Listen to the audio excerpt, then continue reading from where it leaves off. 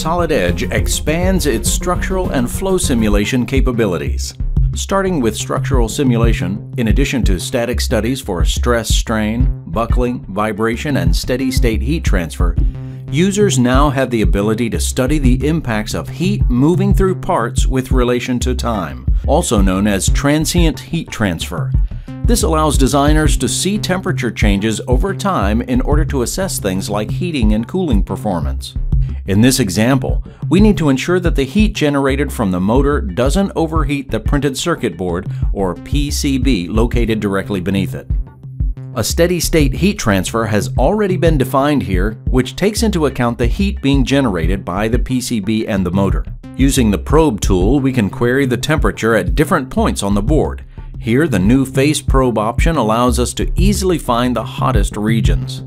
What we're seeing here is the final steady-state result of heating parts until they have reached full capacity. However, for this assembly, the motor only works for a couple of minutes at a time. As such, to get a more realistic view of the heat on the PCB, we'll use transient heat transfer to accommodate for these working times. This is as easy as copying and pasting the existing study, changing the study type, and defining the working intervals.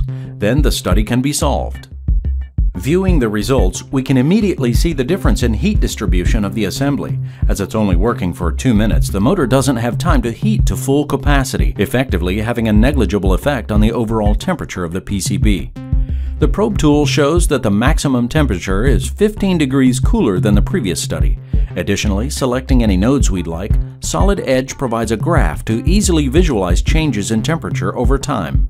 Solid Edge's transient heat transfer capability gives more precision to the user, allowing for essential visibility into heat distribution of components critical to validating your designs. Turning our attention to flow simulation with FloEFD, the EDA bridge allows the import of PCB designs for fast analysis. Again, focusing on the PCB, the electronics design for this has been completed in the Solid Edge PCB application.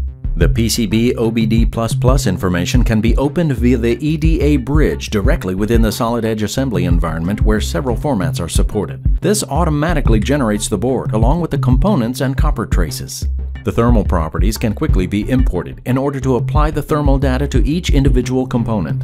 The printed circuit board is transferred to FloEFD, where the simplified assembly is generated.